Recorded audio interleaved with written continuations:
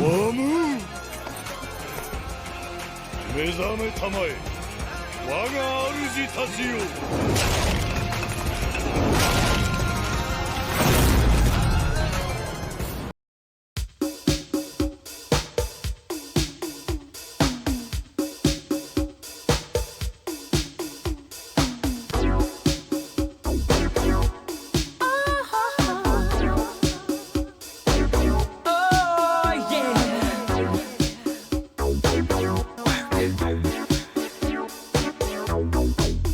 That's right, Wham!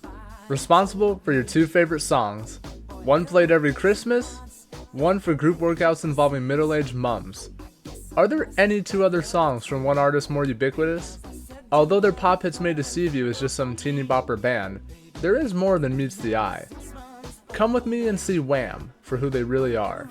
Two boys that told the teenage experience of angst, dissatisfaction, and hope through the power of music. This is Wham!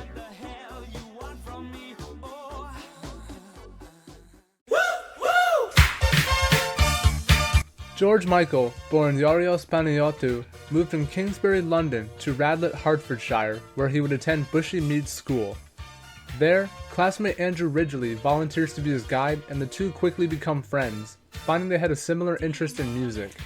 The two would first perform together in 1979, forming a ska band called The Executive with school friends including David Austin and Andrew's brother Paul.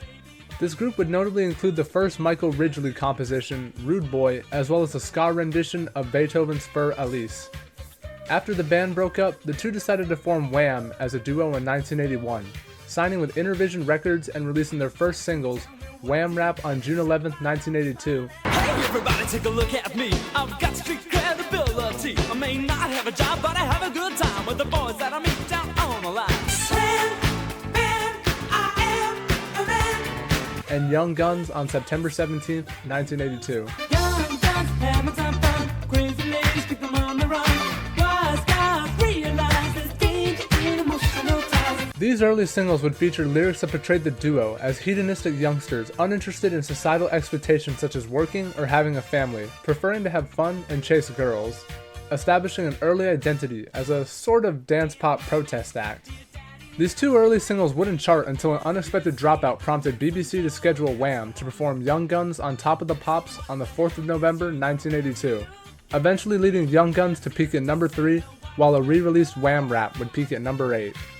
Continuing the style, Bad Boys, Stick together, never sad boys. and Club Tropicana followed next year.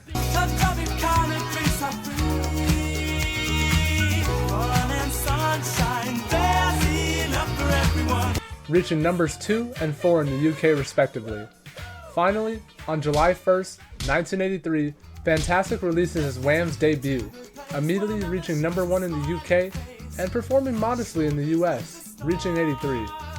Containing all the previous singles as well as a cover of The Miracles' Love Machine, the album is filled with funk and soul elements aside from contemporary influences and contains upbeat dancing numbers aside from the synthesizer ballad, Nothing Looks the Same in the Light. Nothing looks the same in the light. Only a fool like me would take to heart the things you said you meant last night. To promote the album, Wham! Would launch their first organized tour, titled the Club Fantastic Tour, that saw the duo perform across the United Kingdom. In spite of their good fortune, however, Andrew would become aware of issues regarding their contract with Intervision Records, leading to a legal battle during which Intervision released the Club Fantastic Mega Mix, a medley of songs from Fantastic which, despite being publicly denounced by Andrew and George, still reached 15 in the UK. The duo would end up parting ways with Intervision, ending up with Epic Records while Columbia would handle US operations. In spite of the trouble, they rebounded quickly, releasing their second album, Make It Big, on October 22nd, 1984, topping both the British and American charts as well as in several other countries. 3 singles were initially released to support the album: Wake Me Up Before You Go Go, Wake me up before you go, go. Don't leave me hanging on like a yo-yo. Careless Whisper, Should've known better to cheat a friend. Waste the chance that I'd been given. So I'm never gonna dance again. Oh, oh, oh. and Freedom. I don't want your freedom. I don't want to play around. All released to massive commercial success in the UK and US markets, with Wake Me Up and Careless Whisper reaching the top of the charts in both countries, while Freedom topped the UK and made the top 5 in the US. Of the singles, Careless Whisper was, interestingly enough, released credited either as Wham featuring George Michael or just George, hinting at, certain things to come. Although the original influences of funk and soul remain, Make It Big features shifts in the songwriting and musical direction that leaves the album with a more commercial sound, shifting Wham's image from that of rebellious teenagers into something more akin to pop stars while continuing to mature. The songwriting, for example, leaves behind the themes of hedonism and rebellion in favor of sometimes dark subject matter, dealing with the pain and joy often both taken and inflicted upon people in love. George Michael would also exert greater creative control, being credited as a producer and being the sole songwriter, something that began to manifest during the recording of Fantastic, as the pair initially wrote songs together before agreeing that George should handle songwriting, as he was more adept. The fourth and final single release, for example, Everything She Wants, was all written, arranged, and performed by George. Somebody tell me, oh, why I work so hard for you. Also released alongside Everything She Wants, Last Christmas, a festive song that has become a staple of the holiday season, with all proceeds at the time going to supporting humanitarian relief for the Ethiopian famine. Last Christmas, I gave you my heart, but the very next day, you gave it away. Wham's second tour, The Big Tour, saw the duo finally go global, notably being the first pop group and second Western act to visit China in 1985, embarking on a 10-day trip that saw the duo perform at the People's Gymnasium in Beijing and the Sun Yat-sen Memorial Hall in Guangzhou.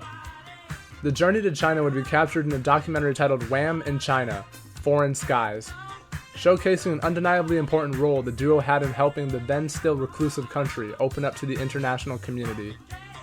Showcasing their newfound global popularity, George and Andrew would also perform at Live Aid, performing Don't Let the Sun Go Down on Me with Elton John. Later that year, the duo would embark on a United States-Canada exclusive tour titled Wham America in late 1985, and would end off the year on a high note, releasing I'm Your Man, their third #1 single in the UK, while reaching #3 in the US.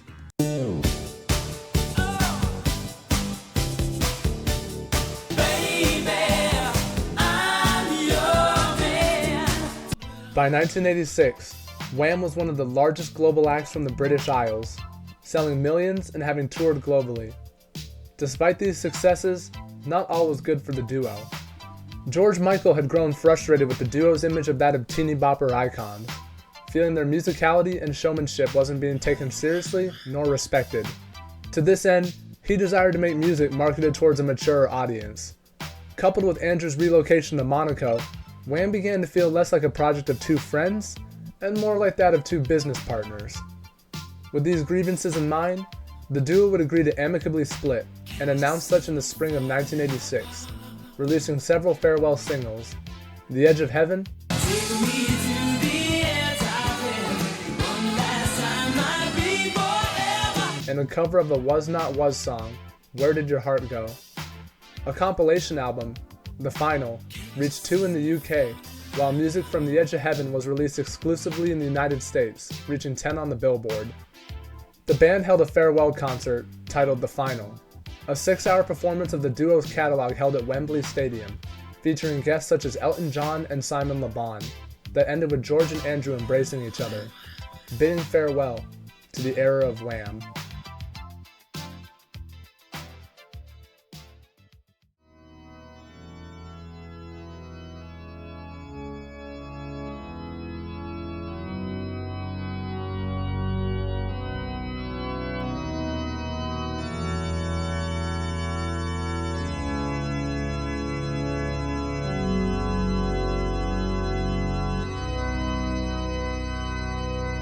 The two would spend the rest of the 80s engaged in their own ventures. George would release his solo debut Faith in 1987 to massive commercial and critical success, selling millions in the US, while the Faith Tour ensured his place as one of the most in-demand acts for the rest of the 1980s. Andrew would initially step back from music, pursuing motor racing in Monaco before releasing a rock-based album, Son of Albert, in 1990, which, unfortunately for him, wasn't exactly received very well. Andrew at least took it very well, however, immediately retiring from public life and having maintained a very private one since. Conversely, George would only seem to get bigger, releasing the massively successful Listen Without Prejudice Volume 1 in 1990, his greatest attempt yet to assert his new image. Songs such as Praying for Time featured political critiques, while others such as Freedom 90 spoke on the change in him since Wham! And his desire for freedom, downplaying his sex symbol image. With the ever-growing fame, however, the 90s were unfortunately a rough time for George, as he particularly struggled with his closeted homosexuality, especially being in the midst of the AIDS crisis. His boyfriend at the time, Anselmo Falepa, would find out he was AIDS positive early into their relationship and would die in 1993 of a brain hemorrhage. This all happened while George was engaged in a legal battle against Sony over his contract with them, which he subsequently lost. He was eventually arrested in a sting in 1998 for engaging in a lewd act in a Beverly Hills bathroom, which essentially outed him, officially coming out not long after. Despite everything, the massively successful Older was released in 1996 and featured the hit Jesus to a Child, a song about pain and loss dedicated to Falepa. George would finish the century by releasing a covers album in 1999, Songs from the Last Century. The last 2 decades of his life would see successes such as the release of his 5th and final studio album, Patience, along with a live album in 2014, Symphonica. George would continue to struggle with many issues, however, being arrested multiple times for drug and driving-related issues, as well as numerous health problems. He would eventually pass away on Christmas Day, 2016, from heart disease. George Michael would eventually be inducted into the Rock and Roll Hall of Fame in 2023. His childhood friend and Wham partner, Andrew Ridgeley, would present his induction.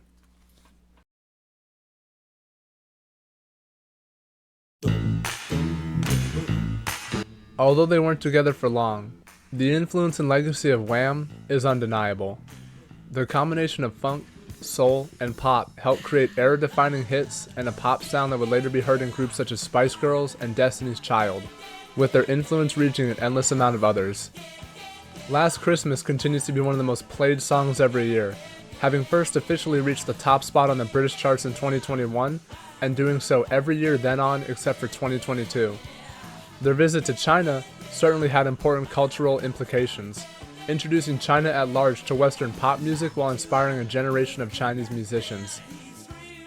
Perhaps, though, the most impactful effect of Wham's legacy is allowing George Michael to become one of the largest pop icons from the late 80s to the time of his death. The duo provided him the experience and popularity to ride into his solo career as the best he could be, influencing many with his music, donating millions to charity, which his estate keeps up to this day, and also becoming an LGBTQ icon. He is without a doubt today more well-known and immediately influential than Wham.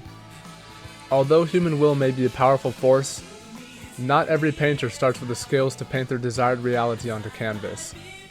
Sometimes, those skills need nurturing, growing, whether from your parents or the everlasting bond of a supportive, loving friendship.